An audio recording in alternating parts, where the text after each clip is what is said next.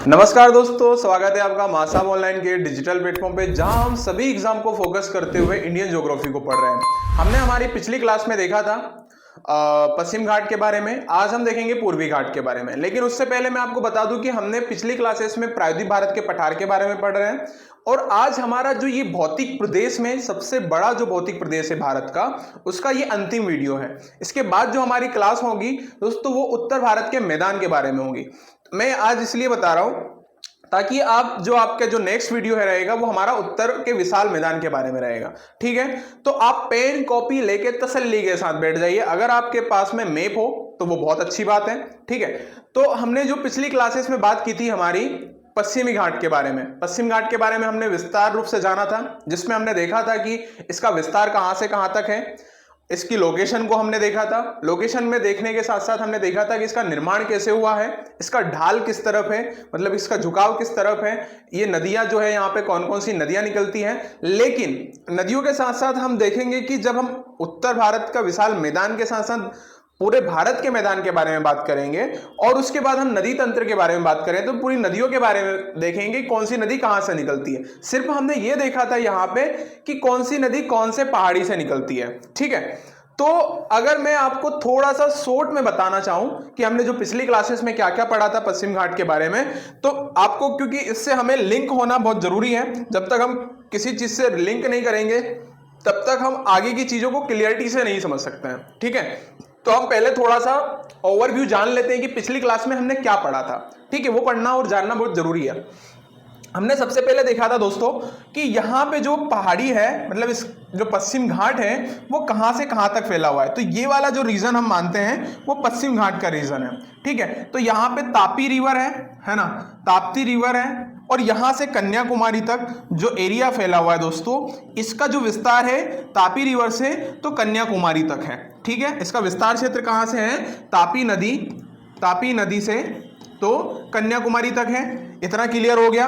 और इसका जो विस्तार है, यानी कि इसका जो लंबाई है वो कितनी है, ये हिमालय के बाद दूसरी भारतीय सबसे लंबी पर्वत श्रृंखलाओं में से एक है। ठीक है, मतलब हिमालय के बाद अगर किसी का नंबर आता है तो वो पश्चिम घाट का ही आता है। तो इसकी जो लंबाई है दोस्तों वो लगभग कितनी है, 1600 किलोमीटर। कितनी है दोस्तों, 1600 किलोमीटर। और आपको हिमालय की तो पता ही होगी, हिमालय की जो लंबाई है वो 2500 किलोमीटर है। तो ये सेकेंड हाईएस्ट या फिर लेंथ वाली जो लंबाई वाली जो हमारी पर्वत श्रृंखला है वो पश्चिम घाट में है। ठीक है, और जो इसका विस्तार है दोस्तों वो टोटल अगर हम बात करें गुजरात, यानी कि हम बात करें गुजरात वाला रीजन, महाराष्ट्र है ना, महाराष्ट्र, गुजरात, गोवा, कर्नाटक, केरल, तमिलनाडु, तो टोटल अगर हम बात करें तो 5 से 6 स्टेट में इसका विस्तार है। ठीक है, और अगर हम इसके लंबाई की हमने बात कर ली, इसके जो विस्तार क्षेत्र की बात कर ली, अगर हम निर्माण की बारे में बात करें कि इसका जो निर्माण हुआ है वो कैसे हुआ है दोस्तों। ठीक है, अगर हम पहला पॉइंट तो हमारा ये हो गया, दूसरा ये हो गया, थर्ड पॉइंट ये हो जाएगा कि इसका जो निर्माण हुआ है दोस्तों वो कैसे हुआ है। तो आपने निर्माण में हमने जब देखा था कि हमने प्लेट टेक्टोनिक थ्योरी के बारे में पढ़ा था। ठीक है, प्लेट टेक्टोनिक जो थ्योरी है ना, उसके बारे में हमने पढ़ा था। तो उसमें क्या था कि जब हमारी तो अफ्रीकन प्लेट और इंडियन प्लेट आपस में जब अलग हुई, तो यहां से अलग होके यहां से जब यूरेशियन प्लेट से आगे टकराती है इस तरीके से, तो ये पश्चिम घाट का निर्माण होता है। और इसी तरीके से इसको हम भ्रंश कगार के रूप में जानते हैं, क्योंकि भ्रंश कगार के रूप में इसका निर्माण कैसे हुआ है, भ्रंश कगार के रूप में हुआ है। ठीक है, और ये मतलब एक प्राचीनतम माउंटेन रेंज है ना। ठीक है, ये भी हम लिख सकते हैं कि ये प्राचीनतम पर्वत श्रृंखलाओं में से एक है ना, प्राचीनतम पर्वत श्रृंखला है ये। ठीक है, इतनी सारी चीजें क्लियर हो गई। अब इसके साथ अगर हम देखें कि ढाल किस तरफ है सर, इसका ढाल सर किस तरफ है, पश्चिम से पूर्व की तरफ है। ठीक है, पश्चिम से पूर्व की तरफ है, और ये पूर्णतः सतत रूप में है ना, मतलब एक तो भ्रंश है, सतत है। जिस तरीके आज हम पूर्वी घाट के बारे में पढ़ेंगे तो वो असतत श्रेणियों में है, क्योंकि यहां से अगर हम देखते हैं तो यहां पे ज्यादातर जो नदी है ना अपने साथ एस्चुरी बनाती है, मतलब सीधे जाके कहां पे गिर जाती है, समुद्र में गिर जाती है। हम डेल्टा के बारे में देखेंगे कि डेल्टा कैसा होता है, और यहाँ पे ज्यादातर नदी है क्या बनाती है, एस्चुरी बनाती है। अगर वहां पे ये पॉइंट नहीं हुआ था तो आज यहाँ पे इसको कंप्लीट कर लो कि एस्चुरी बनाती है। एस्चुरी यहाँ पे नदियां क्या बनाती है, एस्चुरी बनाती है। ठीक है, इतनी सारी चीजें क्लियर हो गई। और क्या हमने देखा था कि यहाँ पे जैव विविधता वाला क्षेत्र है दोस्तों, ये क्या है, जैव विविधता वाला विविधता वाला क्षेत्र है। जैव विविधता क्या होती है सर, जहां पे फ्लोरा एंड फोना यानी कि जीव जंतु और पेड़ पौधे, विभिन्न प्रकार के पेड़ पौधे और जीव जंतु पाए जाते हैं एक ही जगह। जैसे कि मैंने बोला कि एक ही जगह पे फ्लोरा एंड फोना है ना, फ्लोरा एंड फोना एक ही जगह पे विभिन्न प्रकार के जीव जंतु एक ही जगह पे रहते हैं, उस जगह को जैव विविधता वाला क्षेत्र बोलते हैं। जैसे कि नीलगिरी हो गया, अन्नामलाई हो गया, है ना, साइलेंट वैली नेशनल पार्क हो गया, ये सारे यहाँ पे जैव विविधता वाला क्षेत्र है। और इसी के कारण यहाँ पे क्या हुआ कि हॉटस्पॉट क्षेत्र भी है ना। हमारे भारत में टोटल 4 हॉटस्पॉट है। सबसे पहला अगर हम बात करें तो हिमालय, उसके बाद बात करें तो ईस्टर्न भारत जो कि म्यांमार वाला एरिया हो गया, थर्ड हम पश्चिम घाट की बात करें, और चौथा वाला जो हो गया हमारा इंडोनेशिया वाला, जो कि हमारा अगर बात करें तो अंडमान निकोबार वाला क्षेत्र। ठीक है, तो 4 विविधता वाला देश है। और दुनिया में टोटल वर्ल्ड में अगर हम बात करें तो टोटल 36 है, 36 है, जिसमें से इंडिया में कितने हैं, 4 है। ठीक है, इंडिया में कितने हॉटस्पॉट क्षेत्र है, ये एग्जाम में पूछे गए क्वेश्चन है कि इंडिया में कौन कौन से हॉटस्पॉट क्षेत्र है। तो दुनिया के 36 में से 4 जो हॉटस्पॉट है वो भारत में स्थित है। भारत में कहां कहां स्थित है, हिमालय हो गया एक, हिमालय के बाद अगर हम बात करें, हिमालय के बाद हम बात करें तो पश्चिम घाट के बाद इंडो बर्मा वाला क्षेत्र हो गया, है ना, म्यांमार वाला जो ईस्टर्न हमारा भारतीय क्षेत्र है। और उसके बाद अगर हम बात करें तो हमारा अंडमान निकोबार वाला क्षेत्र हो गया, है ना, ये इंडोनेशिया से लगा हुआ एरिया। तो ये सारे जो क्षेत्र हैं हॉटस्पॉट क्षेत्र है। यानी कि हॉटस्पॉट क्षेत्र कैसे माना जाता है, इसका पैमाना क्या होता है हॉटस्पॉट क्षेत्र का, तो एक यहाँ पे एक पैमाना फिक्स किया गया है कि जहां पर 1500 प्रकार के, है ना, 1500 प्रकार के जहां पे पेड़ पौधे होंगे जो कि दुनिया में कहीं और नहीं होंगे। ठीक है, जो पेड़ पौधे होंगे ना, 1500 प्रकार के ऐसे पेड़ पौधे जो कि बस उसी क्षेत्र में स्थित होंगे और कहीं दुनिया में नहीं होंगे, उस जगह को हम हॉटस्पॉट क्षेत्र मानेंगे। ठीक है, दुनिया का क्या मानेंगे, उसको हॉटस्पॉट क्षेत्र मानेंगे। यानी कि वहां पे जो भी जिसी तरह का फ्लोरा है वो कहीं दुनिया में और कहीं नहीं है, उसी जगह में स्थित है। और दूसरी चीज, यहाँ पे जो पेड़ होंगे वो संवहनीय होंगे, है ना। संवहनीय से क्या समझते हैं सर आप, संवहनीय से ये चीज होती है कि एक अगर ये पेड़ है ना, एक ये पेड़ है और इसका जो, इसमें 2 तरह की चीजें होती है, जाइलम और फ्लोएम, है ना। जाइलम का काम होता है कि जड़ से पानी तक, अपनी पत्तियों तक पानी को पहुंचाना, फ्लोएम का काम होता है कि भोजन को पत्तियों तक पहुंचाना, है ना। ये थोड़ी बायोलॉजी की टर्म है। फ्लोएम का काम क्या होता है कि भोजन को पत्तियों तक पहुंचाना, और जाइलम का काम क्या होता है कि जल को पत्तियों तक पहुंचाना। तो इसका जो संवहनी का मतलब होता है नीचे से ऊपर की तरफ। ठीक है, तो यहाँ पे जो पौधे होते हैं वो संवहनीय प्रकार के पौधे होना चाहिए, मस्कुलर पौधे होना चाहिए। ठीक है, तो उस तरह की जहां पे ज्यादा से ज्यादा मात्रा में पेड़ पौधे और विभिन्न प्रकार की जो पेड़ पौधे, जो हम कहें कि वैरायटी में पेड़ पौधे होते हैं, उसको हॉटस्पॉट क्षेत्र बोलते हैं। उसी में से पश्चिम घाट भी एक हॉटस्पॉट है, 4 हॉटस्पॉटों में से। ठीक है, ये आपको क्लियर हुआ होगा।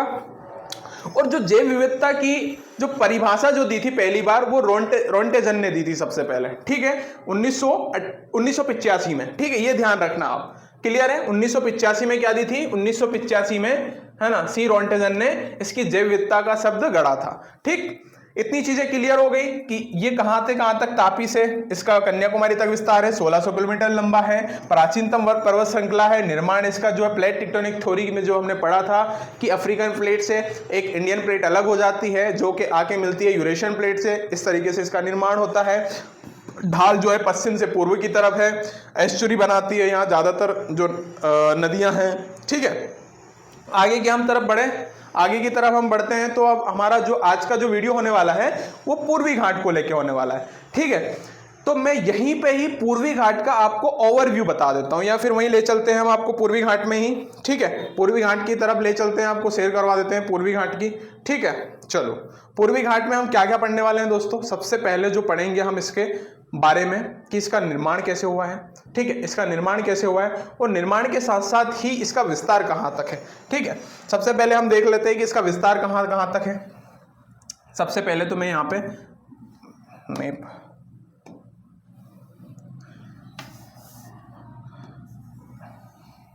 इस तरीके से हमारा जो भारतीय मैप है ना, इसमें हम देखते हैं कि यहां से महानदी से लेके, ठीक है, महानदी से लेके महानदी, ये महानदी है, महानदी से लेके तो कावेरी नदी तक, ठीक है, यहां से कहीं ना कहीं कावेरी नदी, तो कावेरी नदी तक इसका विस्तार है ना। ठीक, इतने वाला जो एरिया है ये, उससे ऊपर भी है कुछ एरिया, ये इस तरह से एरिया फैला हुआ है। तो पश्चिमी घाट कहाँ है, यानी कि पश्चिम तट के समांतर फैली वाली जो पर्वत श्रृंखला है, मतलब अगर पूर्वी घाट के बारे में अगर बताना चाहेंगे तो क्या बताएंगे, पूर्वी घाट के बारे में अगर बताएंगे तो कैसे बताएंगे कि कहाँ पर स्थित है, जो पूर्वी तट के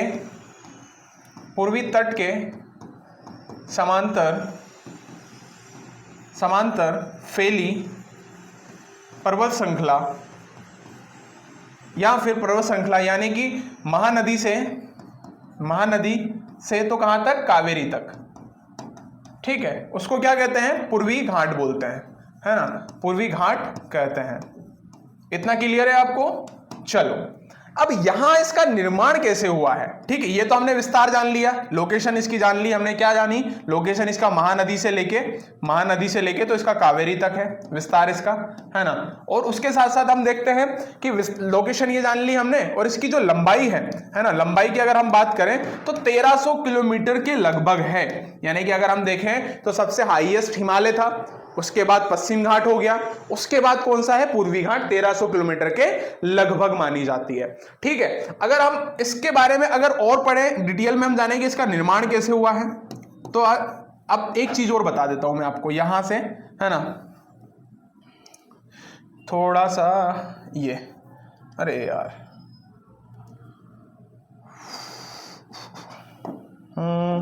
हाँ ठीक, तो यहां पे क्या है दोस्तों, ये जो पर्वत है वो एकदम रेगुलर नहीं है, असतत है ना। इसका निर्माण जो है, पहले तो हम लिख देते हैं अवसाद से हुआ है, अवसाद से इसका निर्माण हुआ है। अवसाद से कैसे हुआ है दोस्तों, मैं आपको यहाँ पे एक बात बताता हूँ। एक बात ये बताते हैं कि यहाँ से एक नदी आती है जिसको गोदावरी बोलते हैं, एक नदी और आती है, कई सारी ऐसी नदी आती हैं कि यहाँ से क्या होता है कि नदी आती है और अपने साथ क्या लेके आती है, कई सारे अवसाद लेके आती है। क्या लेके आती है अपने साथ दोस्तों, अपने साथ कई सारे अवसाद लेके आती है। मैं एक बार फिर से इसको बना देता हूँ ताकि थोड़ा सा अच्छे से समझा पाए, है ना। वो चीज़ क्या होती है कि हम जब कोई चीज़ पढ़ते हैं तो पूरी शिद्दत के साथ पढ़ना चाहिए, है ना, ऐसे ही नहीं, शिद्दत के साथ पढ़ेंगे तो मज़ा आएगा, ठीक है, शिद्दत के साथ पढ़ेंगे तो क्या होगा, मजा आएगा, ठीक है। चलिए, यहाँ से एक नदी जो निकलती है उसको महानदी बोलते हैं, ठीक है। तो यहाँ से नदी निकलती है, अब ये इसके बीच में गैप हो गया, यहाँ से भी इसके बीच में जो है गैप कर देते हैं अपन, ठीक, ये यहाँ से भी है। तो ये नदी जो निकलती है ना, अपने साथ कई तरह के अवसाद लेके आती है दोस्तों। यहाँ से अवसाद लेके आएगी तो ये अवसाद लेने के साथ साथ यहाँ से ये पश्चिम घाट को काटते हुए जाती है। तो यहाँ जो पश्चिम घाट है इसका निर्माण अवसाद के द्वारा हुआ है। और ये इसकी जो चौड़ाई है, ठीक है, इसकी जो चौड़ाई है ना दोस्तों, पश्चिम घाट की जो चौड़ाई है, सॉरी पूर्वी घाट की जो चौड़ाई है वो पश्चिम घाट से अधिक है, पश्चिम घाट की तुलना में से अधिक इसकी चौड़ाई है, क्योंकि यहाँ से कई जो नदियाँ आती है ईस्टर्न से, ढाल जो है इसका इस तरफ भी है, तो नदियाँ वेस्टर्न से जो ईस्टर्न घाट की तरफ आती है तो अपने साथ कई सारे अवसाद लेके आती है। तो यहाँ का जो घाट है वो इसके कंपेयर में काफी चौड़ा है, ठीक है, पश्चिम घाट से अधिक चौड़ा है, अधिक चौड़ा है, ठीक है, क्योंकि अपने साथ नदी कई सारे अवसाद लेके आती है। और अब अवसाद लेके आएगी तो सीधी सी बात है कि यहाँ पे क्या होगा, यहाँ पे कृषि अच्छी होगी, एग्रीकल्चर यहाँ पे अच्छा होगा। और जहाँ पे एग्रीकल्चर अच्छा होता है तो वहाँ पे बहुत मात्रा में जनसंख्या पाई जाती है, तो यहाँ पे कृषि भी अच्छी होगी, है ना। एक पॉइंट क्या हो गया कि यहाँ पे कृषि अच्छी होगी, है ना, कृषि अच्छी होगी, ठीक। और दूसरा पॉइंट क्या होगा कि यहाँ पे जनसंख्या अधिक होगी, है ना, जनसंख्या अधिक होगी और ये समृद्ध होगा, है ना, समृद्ध भी होगा ये ज्यादा से ज्यादा अगर हम बात करें। और यहाँ पे एक पॉइंट और नोट डाउन कर लेना, पश्चिम घाट में सदाबहार वन पाए जाते हैं, ठीक है।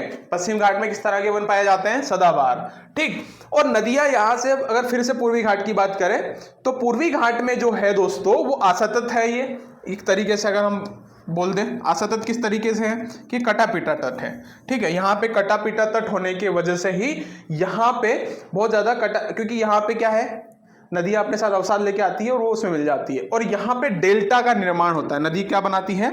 डेल्टा बनाती है। क्या बनाती है? डेल्टाई क्षेत्र है ये, है ना। सुंदरवन डेल्टा विश्व का सबसे बड़ा डेल्टा है। अब डेल्टा क्या होता है सर? नदी अपने साथ आई है ना, अपने साथ अवसाद लेके बहा के लेके आएगी और यहाँ आके फैला देगी, और यहाँ के फैलाने के बाद क्या होती है, अपनी एक अलग अलग धाराओं में बढ़ जाती है। जैसे कि आपने देखा होगा कि पश्चिम बंगाल वाला जो इलाका है उसमें बहुत सारे ऐसे है कि डेल्टाई क्षेत्र है, तो नदी जब आती है तो ऐसे अपने आके मिलने की जगह पे वो ऐसे उनकी अलग अलग धाराओं में बढ़ जाना ही डेल्टाई क्षेत्र बोला जाता है। उसी क्षेत्र को डेल्टाई क्षेत्र बोला जाता है। क्लियर है आपको कि महानदी से लेके कावेरी नदी के बीच का जो क्षेत्र है उसको पूर्वी घाट कहते हैं, और इसकी लंबाई 1300 किलोमीटर के लगभग है। अवसाद के द्वारा इसका निर्माण हुआ है, और पश्चिम घाट के कंपेयर में ये अधिक चौड़ा है। और दूसरी चीज यहाँ पे क्या है कि यहाँ पे कृषि अच्छी होती है। कृषि अच्छी होएगी तो जनसंख्या अधिक रहेगी। जनसंख्या अधिक रहने के साथ साथ ये समृद्ध है, अर्थव्यवस्था के रूप में भी समृद्ध है। यहाँ पे असतत है और डेल्टाई क्षेत्र यहाँ पे पाया जाता है। क्या आपको ये चीजें क्लियर है? मैप में अगर हम बात करेंगे तो यहाँ पे प्रमुख कई सारी चोटियां हैं, है ना, वो मैं आपको मैप में बताऊंगा। ठीक, इतना क्लियर है आपको? आगे चलिए आगे देखते हैं हम। आगे हमने सारी की सारी यहाँ पे चोटियों के बारे में बात की है। ठीक है, यहाँ पे चोटियों के बारे में हमने बात की है दोस्तों। कौन कौन सी चोटियां यहाँ पे स्थित है? सबसे पहले अगर हम बात करें यहाँ पे, तो सबसे पहले हमारी जो चोटी है, देखो यहाँ पे हमने बात की थी कि महानदी रिवर है ना। यहाँ पे कौन सी रिवर है? यहाँ पे महानदी है। यहाँ पे ये महानदी रिवर है। तो उससे ऊपर भी 3 चोटियां जो कि ओडिशा में आती है, गड़जात पहाड़ी, मलेगिरी की चोटी और टिकरापाड़ा। टिकरापाड़ा श्रेणी पूछी गई है एमपीपीएससी में कि ये कौन से स्टेट में है ना। ठीक, उसके बाद महानदी का जो यहाँ पे एक डेल्टाई क्षेत्र आ जाता है। नयागढ़ पहाड़ी, महेंद्रगिरी इंपॉर्टेंट है क्योंकि ये सेकेंड हाईएस्ट पिक है पूर्वी घाट की, है ना।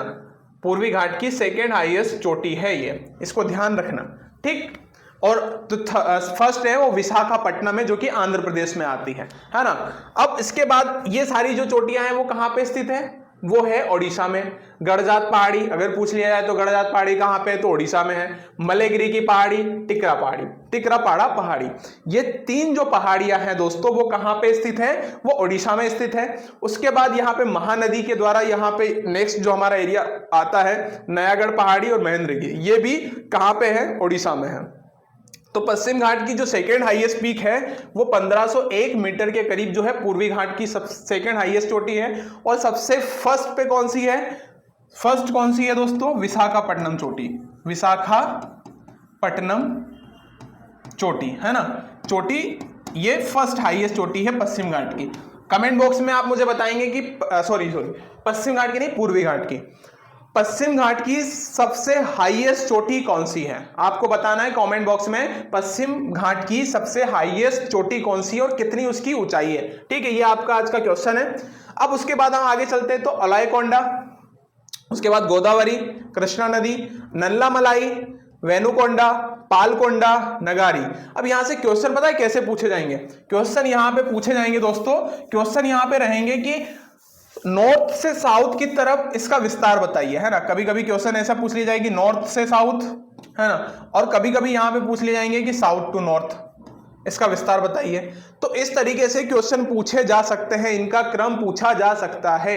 मतलब ये चोटियां जो स्थित है ना, इनका क्रम पूछा जा सकता है कि सबसे उत्तर में कौन सी चोटी है, सबसे दक्षिण में कौन सी चोटी है। इस तरीके से यहाँ क्वेश्चन पूछा जा सकता है कि यहाँ पे ये भी पूछा जा सकता है कि जो कृष्णा और गोदावरी नदी है वो कौन से 2 पहाड़ियों के मध्य से होकर गुजरती है, या फिर गोदावरी नदी कौन सी पहाड़ी से निकलती है, ये किस तरह का क्षेत्र यहाँ पे बनाती है, डेल्टाई क्षेत्र बनाती है, एस्ट्री बनाती है।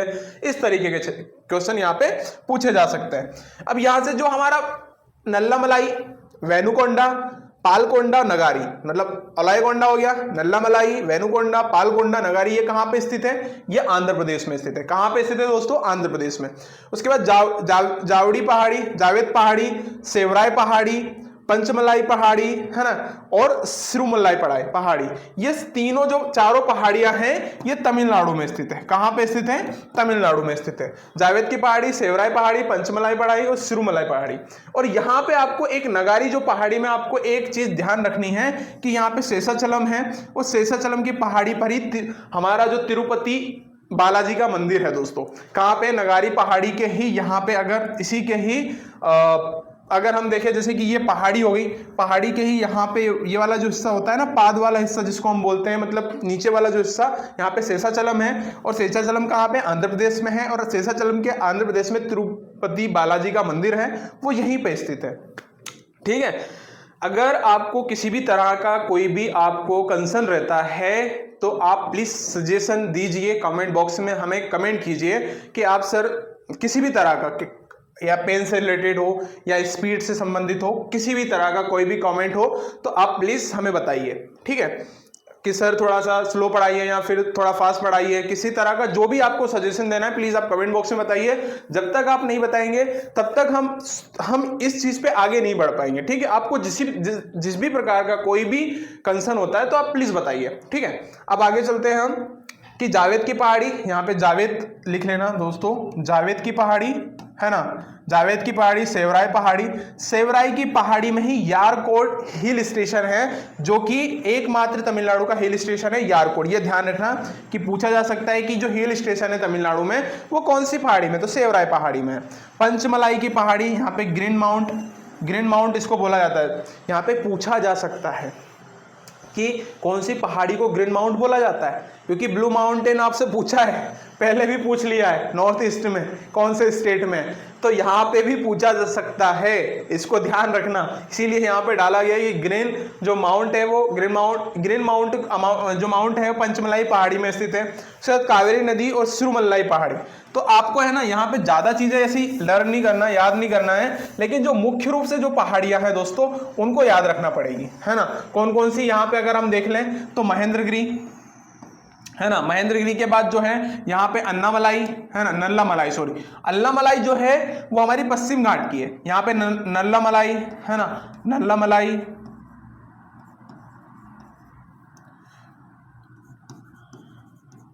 नल्लामलाई। उसके बाद वेनुकोंडा आपको याद रखना पड़ेगा, वेनुकोंडा, ये आपको क्रम याद रखना पड़ेगा। पालकोंडा,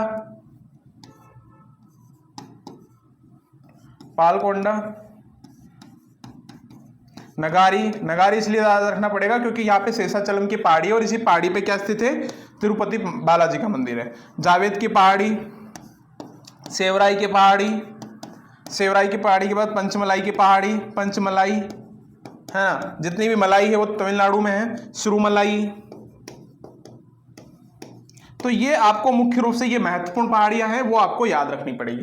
क्लियर है? आगे चले हम, चलिए। तो ये आपको इस तरीके से आप स्क्रीनशॉट लेना चाहें या पीडीएफ डाउनलोड करना चाहें तो हमारे टेलीग्राम मासाब ऑनलाइन के टेलीग्राम चैनल को आप ज्वाइन कर सकते हैं और वहां से किसी भी प्रकार की जो भी आपको फाइल है वो मिल जाएगी। आप प्लीज वहां पे मैसेज कीजिए और आपको आज इस वीडियो के लिंक बॉक्स में आपको लिंक मिल जाएगी, आप टेलीग्राम चैनल भी ज्वाइन कर सकते हैं। ठीक है, आगे चलें। चलो, यहां पे भी देख सकते हैं एक बार, ये हमारा मैप में भी आप देख सकते हैं। देखो यहाँ पे हमारा नयागढ़ हिल्स है, महेंद्रगढ़ की हिल्स है ना, मालकोंडा है, रामपा हिल्स है, वेलुकोंडा है, नल्लामलाई है, पालकोंडा है, नगारी हिल्स है, जावेदी पहाड़ी है, सेवराई, पंचमलाई, पालनी की पहाड़ी है ना, और वरसुंदी हिल्स है। यहाँ पे सारी हिल्स हमने दे के रखी हुई है। क्लियर है आपको? यहाँ पे आप देख सकते हैं इनको भी। चलो, हमारी जो स्लाइड में हमने क्या क्या दे के रखा है उसको एक बार हम देख लेते हैं और वीडियो को यहीं खत्म करते हैं। ठीक है, यहाँ पे कौन कौन सा है? पूर्वी घाट का अगर हम देखें तो पूर्वी घाट का जो विस्तार है दोस्तों वो लगभग कितना है? वो लगभग 1300 मीटर के लगभग है लंबाई में, महानदी से लेके तो नीलगिरी की पहाड़ी तक है। और आपको ध्यान होगा कि जहाँ नीलगिरी की पहाड़ी जहाँ बनती है वहां पे पूर्वी घाट और पश्चिम घाट आके मिलते हैं। और नीलगिरी का विस्तार है वो 3 मुख्य राज्यों में है, कर्नाटक, केरल और तमिलनाडु। ये पूछा जा सकता है। पूर्वी घाट के अंतर्गत दक्षिण से उत्तर की ओर पहाड़ियों को नीलगिरी, है ना, उत्तर से नीलगिति, पालकोंडा, अन्नामलाई, ये थोड़ा सा कर लेना, पालकोंडा कर लेना इसको, है ना, थोड़ा सा लिखने में एरर हुआ है, ये हमारी गलती है ना। तेलंगाना, है ना, जावेद की पहाड़ी, जयवदास सेवराय की पहाड़ियों के नाम से जाना जाता है। गोदावरी कृष्णा नदियों के डेल्टा के बीच पूर्वी घाट का स्तर समान हो गया है ना। विशाखापट्टनम जो कि सबसे हाईएस्ट चोटी है, पूर्वी घाट की सबसे ऊंचा स्थल है। इसके बाद महेंद्रगिरी आता है, सेकंड हाईएस्ट चोटी है। कावेरी नदी द्वारा निर्मित हॉजिकल जलप्रपात पूर्वी घाट में ही है। ये हमारा जो है एक थ्योरी टाइप जो है फैक्चुअल चीजें यहाँ पे कंप्लीट हुई है। आप आशा करता हूं कि आपको ये वीडियो पसंद आया होगा। अगर वीडियो आपको पसंद आया हो तो प्लीज लाइक कीजिए, कमेंट कीजिए और चैनल को शेयर कीजिए। ज्यादा से ज्यादा आप शेयर करेंगे तो ये वीडियो ज्यादा से ज्यादा लोगों तक पहुंचेगा। और हमारा वीडियो बनाने का सिर्फ ये मकसद है कि जो लोग बिगिनर हैं, जिन लोगों ने अभी तैयारी स्टार्ट की है बेसिक लेवल पे, वो चाहे MPPSC हो या व्यापम हो या SSC हो, किसी भी तरह का कोई भी एग्जाम होता है, बेसिक से क्वेश्चन यहां से बनते ही हैं दोस्तों। और एग्जाम पैटर्न ऐसा हो गया कि बहुत ज्यादा वर्ल्ड हिस्ट्री से ना क्वेश्चन पूछ के वो इंडियन हिस्ट्री से ही ज्यादा क्वेश्चन पूछने लगा है। तो मैं आशा करता हूं कि आपको वीडियो पसंद आया होगा। थैंक यू सो मच, धन्यवाद।